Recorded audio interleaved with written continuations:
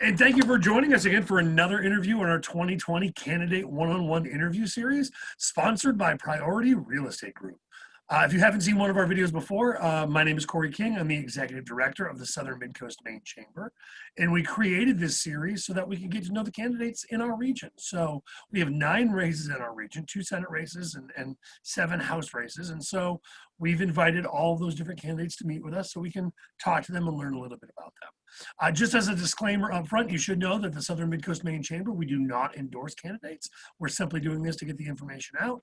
Also, Priority Real Estate Group, as our sponsor, is sponsoring the Chamber's effort to get this information out to everyone, but their sponsorship of this series is in no way an endorsement of any particular candidate. With that being said, I want to turn it over to our next guest, and it is Mr. Fred Horch. Fred, welcome to One-on-One Interviews.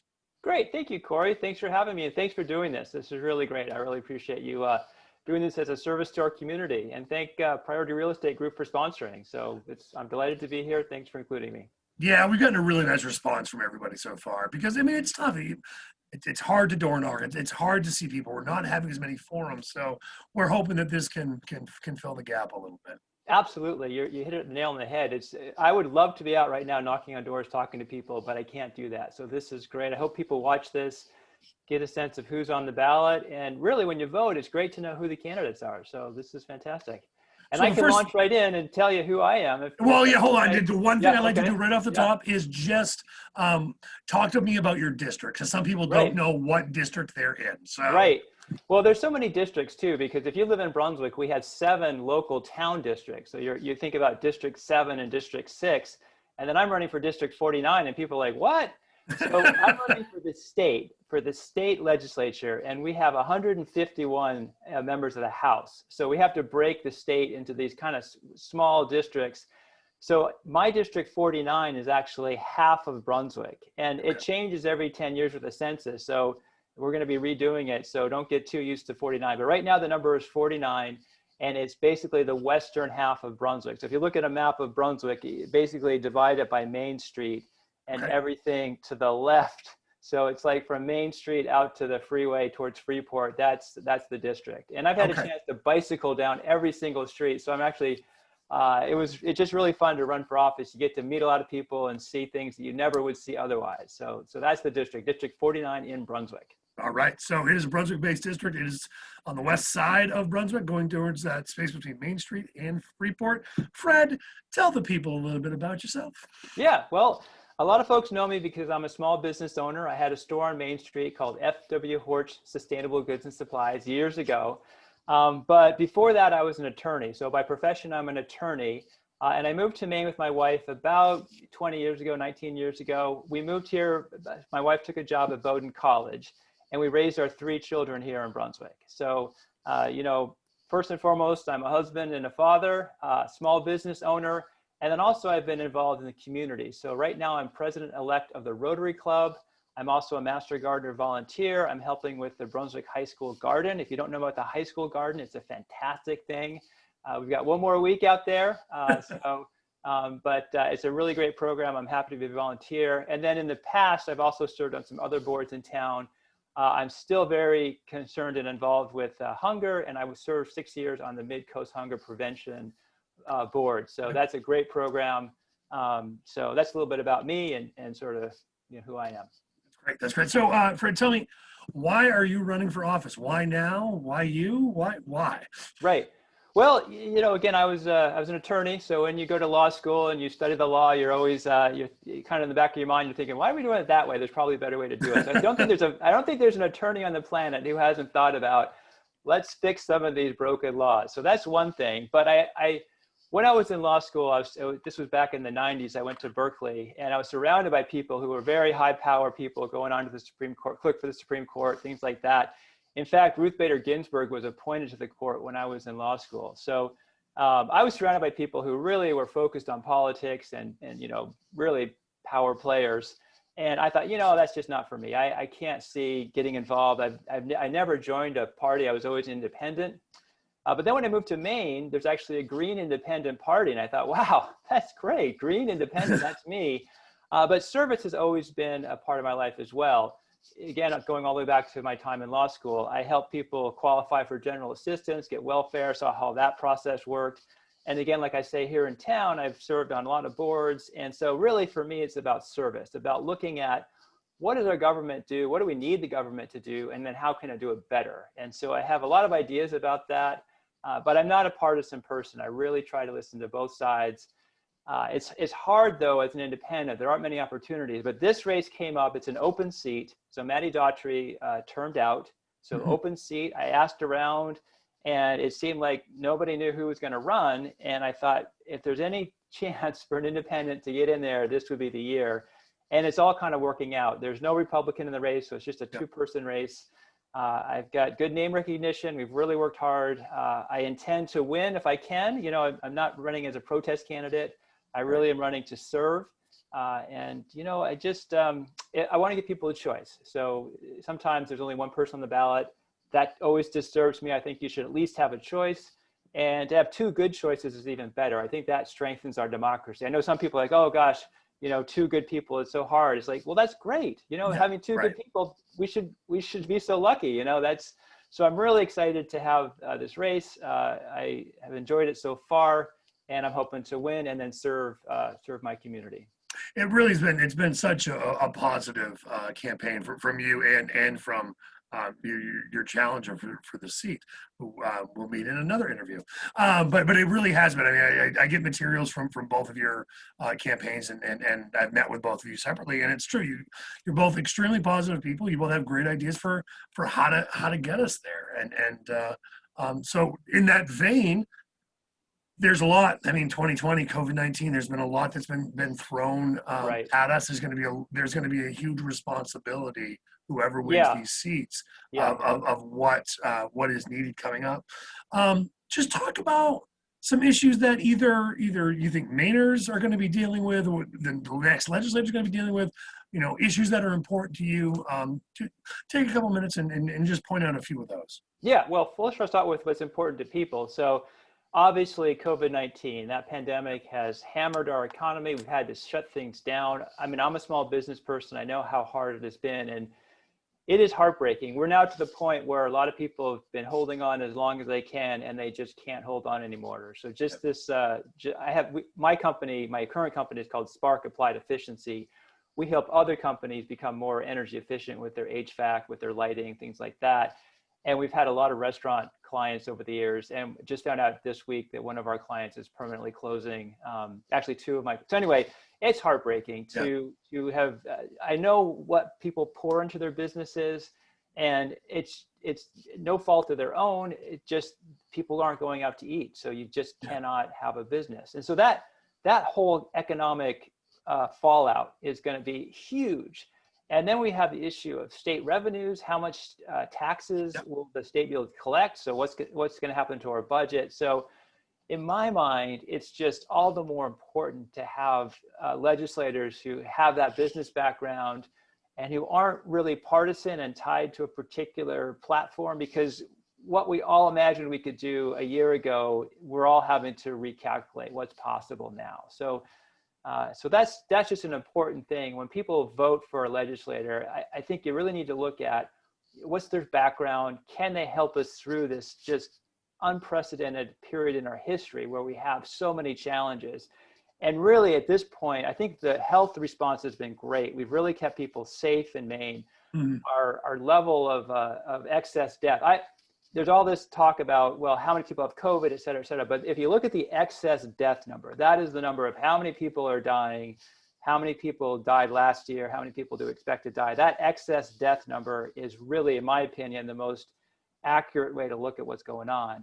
And by that metric, Maine is doing very well. So health-wise, we've done great. We have an old population.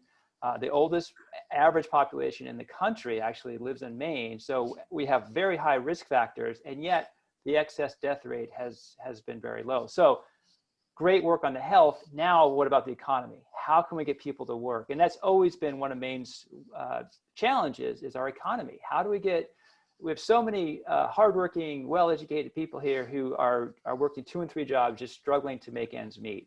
I can't tell you, especially in the small business community, how hard you have to work to make a living. And I've lived all over the world, so I can tell you it's not this hard in other places. In other places, there are opportunities that we just have a hard time creating here in Maine. And you and I have talked about this in the past, why that is, sort of demographic challenges we have in Maine. But anyway, that economic challenge, I think, is first and foremost. But beyond that, let me jump in just for a second. I just Sure. want to highlight two things you said because I think they're just so important. Number one is, as a business owner, you also understand there is this perception, I think, that's out there that small businesses are living high on the hog and that everyone's doing well. And it's like, oh my gosh, you yeah. have no idea how close a small business is to not making it. You know, Oh, you yeah. have no idea how close they are to the bottom line because it doesn't serve them to tell their customers, boy, I really need to make 700 in sales this week to get all my bills. I mean, it doesn't serve them to tell you that. So they just put on the happy face and it's really important for people to know that some of these businesses, some of your beloved businesses are a lot closer to the bottom line than you could ever imagine. And that's a really important point and a really important understanding as you're making policy going I forward. mean, that's a great point. Again, because I'm in that community and a lot of my friends are small business owners, just this week I was talking to a friend who has a business and she says, the only way I'm making it is Social Security. I'm making no money in my business. But she doesn't want to shut down. She wants to keep going because she's hoping that there'll be a recovery. And so that's what our state really needs to make sure is that there is a recovery. And the faster we can do it and the stronger that recovery can be, that's really what we need our next legislature to be focusing on. But it's not all about money either. You know, I'm running on values. So people ask me, why are you running as a Green Independent? Why don't you run as a Democrat or something? And it's like, well, first of all, I've never, again, just my sense of it is, and as a business person too, it's all about relationships. And if I said, hey, I'm a Democrat, even if I have really good intentions of having a good relationship with a Republican, it makes it harder. It just does. Like when I knock on doors, the first question people ask me if they don't know me is, are you a Democrat or Republican? And I can say no. And then they say, what?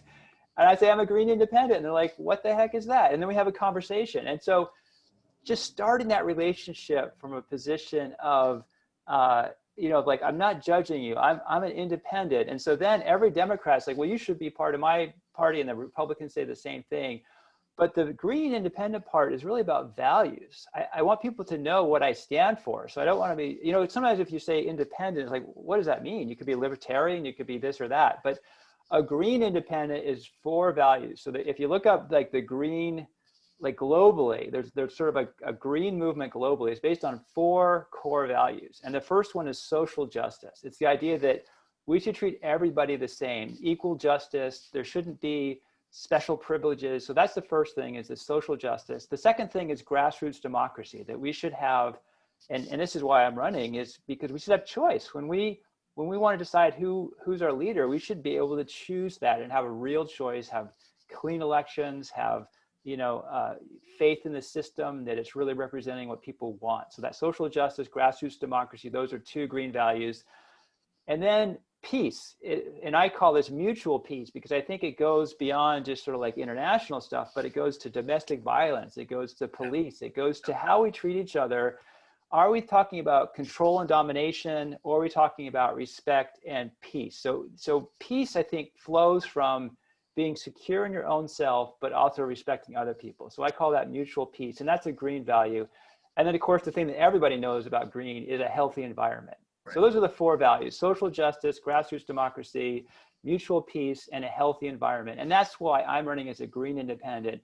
And those values, you know, it's like, well, that's all nebulous. But when you look at policy, you know, that's how instead of a party platform, I'm looking at those values. I'm thinking any bill that I see and people want me to vote a certain way, I say, that's great. You know, your party wants you to do this, your party wants you to do that, but does it fit in with my values? Will this actually promote social justice? Will this promote a healthy environment? So that's the lens that I look at. And I want people to know that when they vote for me, it's not about, like, people say, well, there's a Green Party and the Green Party platform says X, Y, Z. It's like, I don't pay attention to that. Like, what I pay attention to is the values of the Green Party. So, you know, I think Green Independent is a beautiful label because I am independent. I don't do party line stuff. And I can give you lots of examples where people in the Green Party are saying, you have to do it this way, you have to do it that way, you're not a Green. I'm like, I can be a Green because I believe in the values. And if you look at my life, it reflects my values. And people you know, if people challenge me on that, I say, look, I don't care what the party says. I want to know, does it actually promote our values? So that's an important thing to me, is to break down these partisan battles. These party line votes, I think, are really bad for us.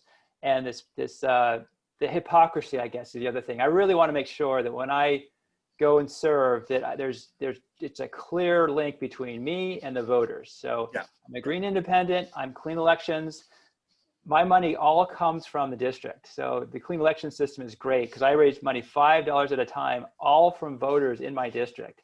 So there's no special interest telling me what to do, whether a party or a donor. Like I can do what I want. Now, I might get it wrong, and you might say, Fred, you're an idiot. You don't understand this, but at least I'm an honest idiot. You know where I stand. And I've put together a voter guide that it's like 32 pages. And somebody said, Fred, nobody's gonna read 32 pages. I'm like, fine, don't read it. But if you want to know, if you really want to know, I get asked a ton of things. And every time I tell somebody something, I put it in my voter guide. I'm like, you asked me about this, and I thought about it, and I wrote it down. And so I sort of have my own platform, which is my voter guide. That's great. That's great. Hey, we've got to wrap it up here, but this has been a really wonderful conversation. Now, if people want to continue this conversation with you, what's the best way to find out more about you and find out more about what you believe in? Yeah, boy, I'd love it if we could just, have a face-to-face conversation, but we can't. So my website is one place to go to. So it's horch2020.org. I'm also on Facebook. If you go facebook.com/vote-horch, and my last name is spelled Horch. So those are two things. And then I don't know if my phone number, if I can give that or whatever, but it's whatever you're comfortable with. Yeah, my home phone number, I would say look me up in the book, but there's no more book, years ago, but it's 725-9104. That's a landline. I'm kind of a Luddite like that. Texting is not so great for me because people say, I text you and you never text back. I'm like, I have too many things to do so I try to do texting for my business, but not for politics. But yeah, I think the best thing is that website, and then all my contact information is on my website. And I hope that we can do this forum. So you mentioned the chamber is going to be hosting a forum. So that's another opportunity. People can see me and my opponent right there together and ask us both questions. So I hope people tune into that. And then one more thing, I'm tabling downtown in the mall. So on Tuesdays and Fridays when the farmers market is downtown, I'm trying to set up a table if the weather permits to be down there, just so people can see me. People are coming by and saying hi and stuff like that. So, I'm doing what I can, but it's tough with the pandemic. I'd love to do more face-to-face events, but we do what we can. No, that's great. And the tabling thing is really good too. So, I mean, if you just want to come down and just go meet Fred and talk, in interest of full disclosure, Fred and I have met several times. We have conversations all the time. And I will say, there's been times when we've been on opposite sides of issues. And Fred's been very willing to say, oh, you know what? I hadn't thought about it in that way before. And that willingness and that openness is one of your great strengths, my friend. Oh, thanks, Cory. Appreciate it. I enjoy our conversations. And I love talking, especially to people who disagree with me. I tell you, because I always learn more when I have to justify my position. And I learn things, like if somebody says, I agree with you on everything, it's like, well, what am I learning? But if somebody says, hey, have you thought about this? And sometimes I haven't. So I love it. Appreciate the conversation. Hope we can continue them. Absolutely. Great. Awesome. Well, hey, if you enjoyed this video and you want to hear more from Fred, you know how to get in touch with him. But also you can share this video on Facebook. Fred would love the help in spreading the word, because chances are, if you're living in his district, then you probably know other people that live in his district as well. And that is all for now. So if you're watching these videos, please continue to follow them on our YouTube page. And we will see you next time. Fred, thank you so much again. Thank you, Cory. All right.